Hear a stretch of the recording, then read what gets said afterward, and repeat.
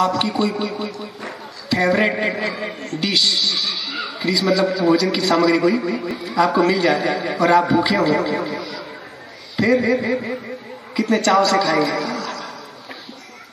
और कोई क्या चल रहा है, क्या कर रहा है, कुछ नहीं, रसगुल्ला है किसी को अच्छा लगता है या नमकीन, कोई भी प्रेम से खा रहे हैं। हाँ, उस समय कोई नहीं, या किसी को और जो चीज पसंद हो।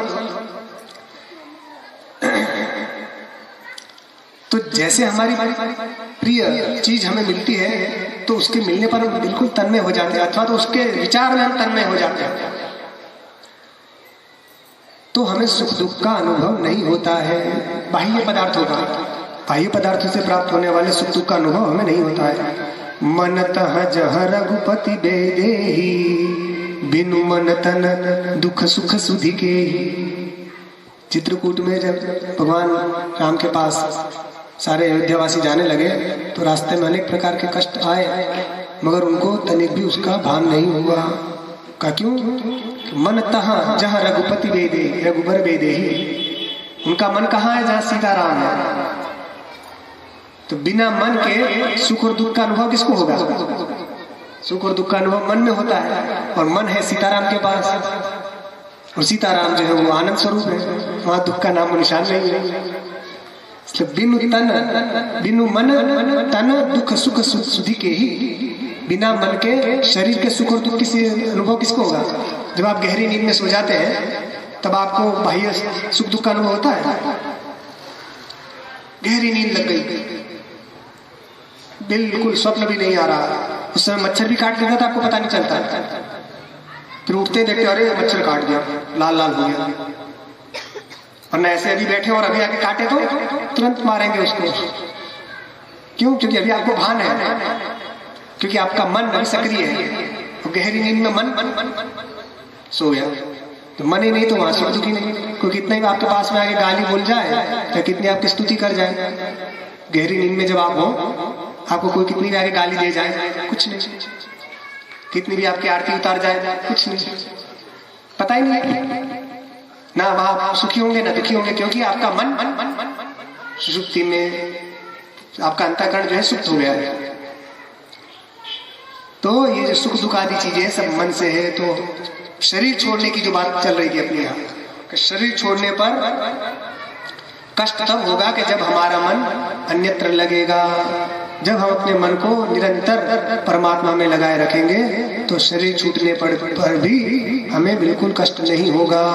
जिस प्रकार हाथी के मस्तिष्क पर कोई माला डाल दे तो उसका माला चाहे उस पर रहे या गिर जाए, उसकी वो कोई उसको भान नहीं रहता है।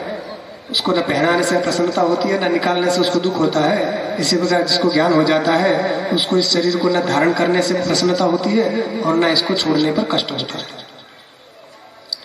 तो इसलिए शरीर छोड़ने वाली जब बात आए तो बिल्कुल प्रसन्न रहिए, क्योंकि एक दिन तो सबको जाना ही है। वो आता है ना, नौ द्वारे का पिंजरा तामे पंछी पौन, रहने को आचरज है गए अचंभा कौन। ये नौ द्वारे का पिंजरा है, शरीर रूपी पिंजरा, इसमें 9 द्वार है। तो पिंजरे में जैसे तोता होता है ना, तो एक दरवाजा भी खुला हो तो तोता भाग जाएगा ना उसमें से। तो इसी प्रकार शरीर रूपी पिंजरे में 9 द्वार है, वो भी खुले, और ये प्राण रूपी तोता इसमें है। तो इसका रहना ही आश्चर्यजनक है, निकल जाए तो आश्चर्य क्या है। इसलिए